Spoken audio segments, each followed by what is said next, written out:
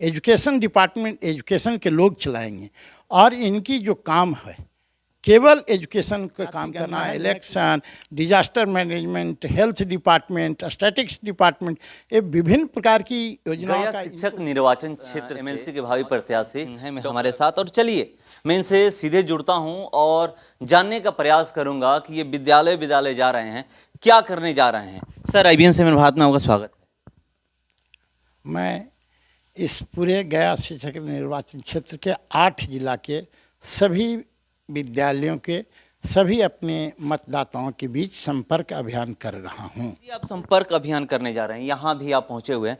यहाँ क्या व्यवस्था आपको दिखाई दिया कि इस विद्यालय में क्या क्या है और क्या नहीं है? मैं व्यवस्था में केवल एक विद्यालय के देख नहीं रहा हूँ।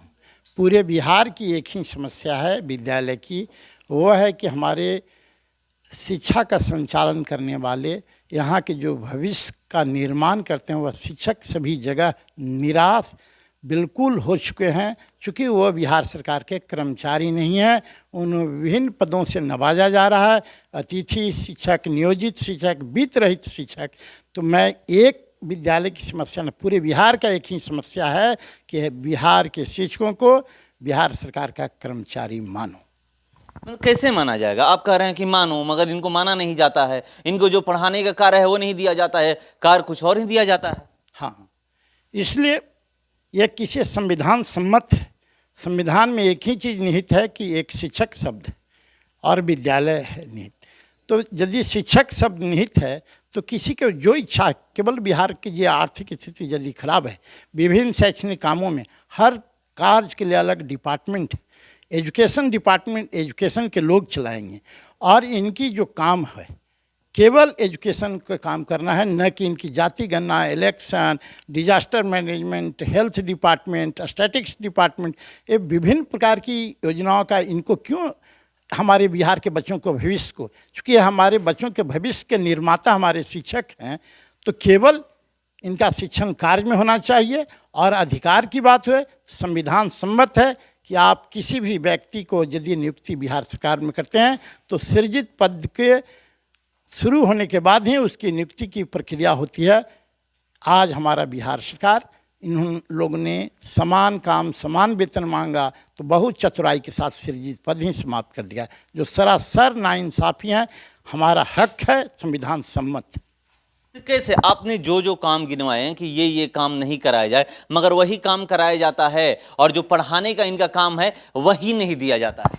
हाँ, इसके लिए चूँकि हर जगह के लिए एक जनप्रतिनिधि होता है, शिक्षकों का एक जनप्रतिनिधि हाउस में जाता है। इसका उचित फोरम आवाज़ उठाने का हाउस है, जहाँ जब मैं शिक्षक प्रतिनिधि बन के जाऊँगा तो उचित फोरम उसका विधान परिषद है, जहाँ शिक्षकों की मांग को मैं मुस्तैदी दृढ़तापूर्वक रखूँगा कि केवल हमारे शिक्षा जगत में इनकी काम होनी चाहिए और इनका भविष्य, इनका सेवा नियमित हो और बिहार सरकार के कर्मचारी माने। हाउस में जहाँ पॉलिसी बनती है वहाँ मैं आवाज़ उठाऊंगा। आप तो आवाज़ उठाने की बात कर रहे हैं कि आप हाउस में जाइएगा, वहाँ आवाज़ उठाइएगा। एक इनकी और समस्या है, आप इनके बीच आए होंगे तो शायद ये बताएं या ना बताएं, मगर मुझे पता है, बहुत जगह मैं जाता हूँ, लोगों से बात करता हूँ, बहुत सारे टीचरों से बात करता हूँ, तो एक समस्या है कि इनका जो पेमेंट है सही समय पर नहीं होता है, हर महीने नहीं होता है, 2 महीने 3 महीने 6 महीने लोग कहते हैं कि हो जाता है।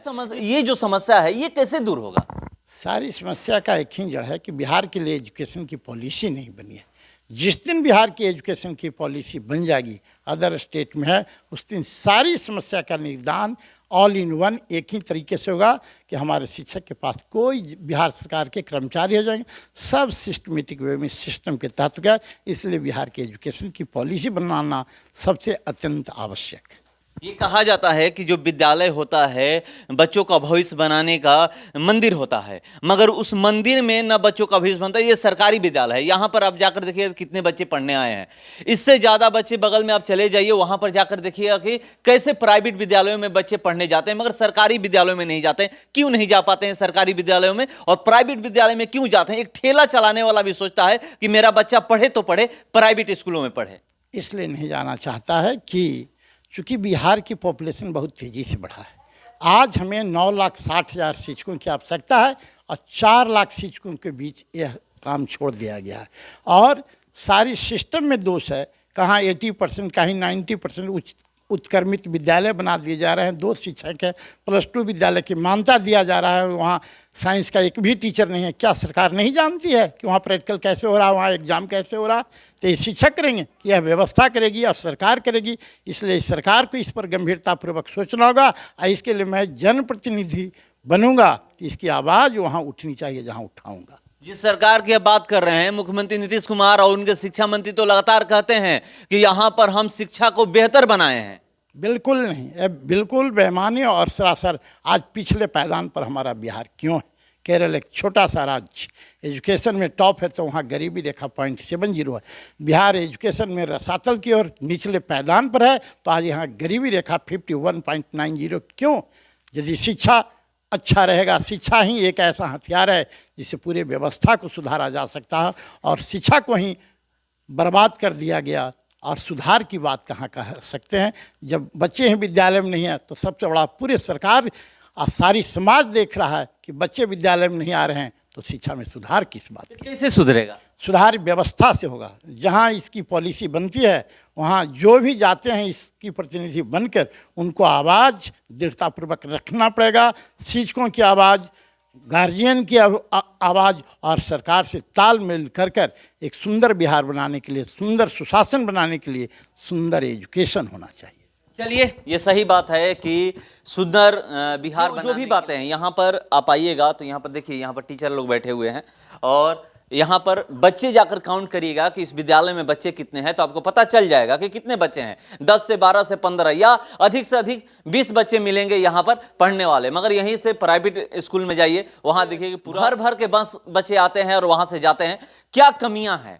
मैंने ये जब सवाल किया तो इन्होंने कहा कि ये कमियाँ हैं। चलिए, ये कह रहे हैं कि अगर मैं जीत करके सदन में जाता हूँ, हाउस में जाता हूँ, तो मैं आवाज उठाऊंगा और बिहार का शिक्षा बेहतर करने के लिए काम करूंगा। चलिए देखते हैं कि कौन जीतकर सदन में पहुंचता है। फिलहाल इस खबर में इतना ही। बने रहिए हमारे साथ। नमस्कार।